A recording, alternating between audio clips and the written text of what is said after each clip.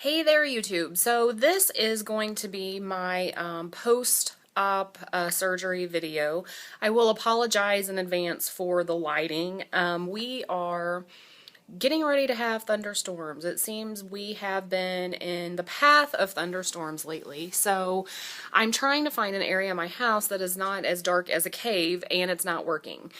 I would really be upset to make this video and it not be able to be seen. But anyway, I'm going to jump right in there because I don't want to make it too long. Because when I was getting ready to have a hysterectomy, I went on to YouTube trying to find videos and other people's stories, and I found a few that were very helpful. But what I found more than anything else was the age of women who have hysterectomies. I know it's becoming more popular. I'm in early 40s, close to 40, but a lot of those stories were for women who were 20 years older, from women who were 20 years, 20 years older than me. So I felt it, and it's really hard when you're talking about hysterectomy surgery, because for me it was more emotional. It wasn't a loss that I felt from no longer being able to have children, because I have 4 beautiful children who I love, and I know I'm finished with that stage of my life. So for me it wasn't the mourning or the loss of no longer being able to give birth. It was more the stigma that I felt came with surgery like hysterectomy, that I felt old, like I felt like it's like a season of your life is over. So anyway, I did have a hysterectomy on May 1st. They removed my uterus. I ended up having a issue called adenomyosis. Do not know if I'm saying that right. When they got in to do my surgery, they actually left both of my ovaries. They removed the left tube. I did have 2 cysts. They were actually not on the ovary. They were wrapped up in my fallopian tube on the left side. So that was creating a lot of my pain. I tried natural remedies. We tried vitamins, medications. I tried other procedures, and none of that worked. So this ended up being the best thing for me. So moving on. I had my surgery. I wanted to talk a little bit about that. Recovery was absolutely, positively not what I thought it would be. All of the things that I thought I would have issues with, I ended up not having issues with.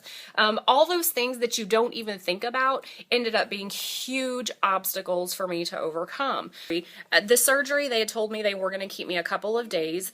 I went in.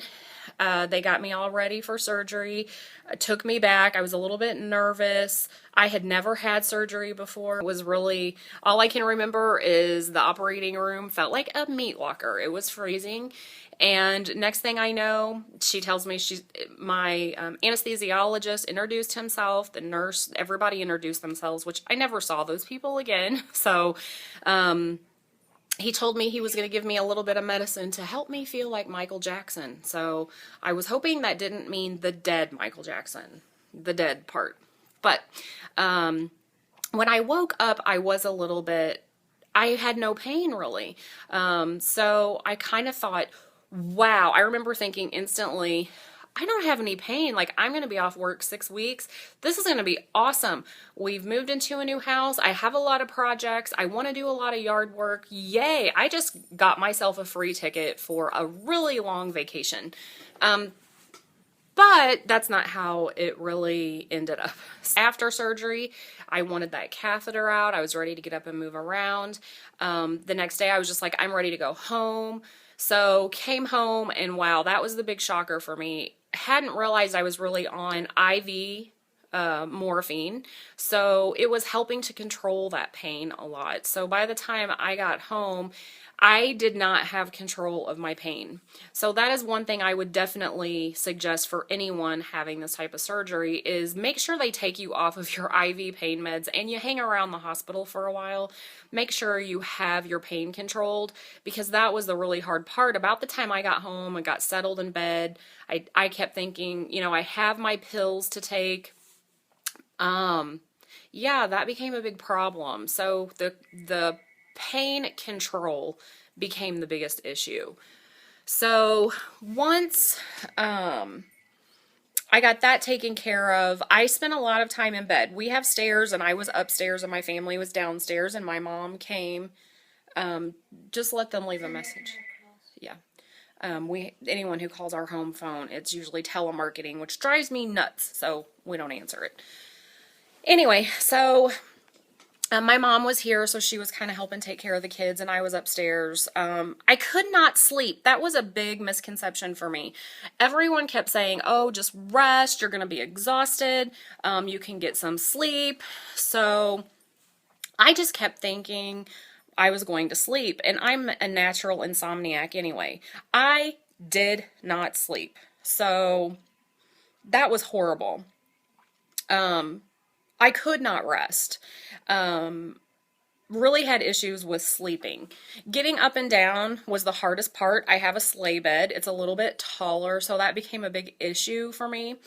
So the not sleep, the sleigh bed, once we got the pain meds controlled, it kind of felt better. I'd had a couple people bring me like bed trays to put over yourself so you could eat off of it, or a book or a laptop. And I ended up not being able to use those at all because you need your abdomen muscles to get that thing off of you. And everybody would bring me something to drink and they would leave, and then I'd have to call someone to help get that off of me. And that's really the hard part for my personality type, is just asking for help. So bed trays were a no-no. I found that having a like a TV tray that sat next to my bed ended up being the best thing for me. So that's kind of how I passed my mom was here that whole first week. But I will say, like I said, all of the things that I thought would bother me did not. I didn't really have incision pain ever. And I had the laparoscopy, so I had the incision in my belly button and on each side. What ended up being the problems that bothered me was inside next to those incisions. So whatever, when they were in there digging around, looking around, scraping around, the insides ended up being an issue. The other big issue for me ended up being I had a problem where when they put you under anesthetic, or they put you out for surgery, of course they're paralyzing your organs. And it sounds really funny, but I was glad I adhered to the liquid only diet before my surgery. I wish I would have just I did stick to that like the day after. I wish I would have stuck to it a lot longer, because what ended up happening is my colon, my intestines, and my bladder became somewhat paralyzed and did not know how to work again. And it resulted in a trip back to the doctor, some horrible medication, a lot of pain, because I had all of the IV fluids. Yeah,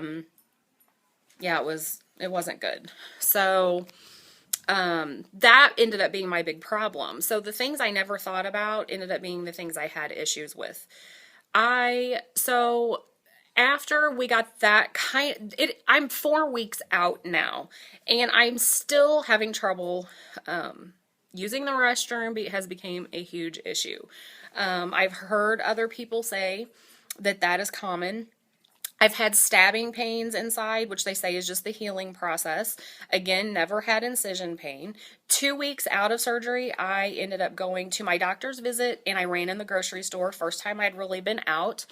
I typically am not a person who gets ill or gets viruses or colds. And I guess my immune system was down, because I ended up getting a stomach virus, which was absolutely horrible. So I had dry heaves for 12 hours. So that was not fun. That did hurt my incisions. So into my 3rd week, the only things that have really bothered me thus far is the level of exhaustion and the way you feel exhausted. Again, no incision pain.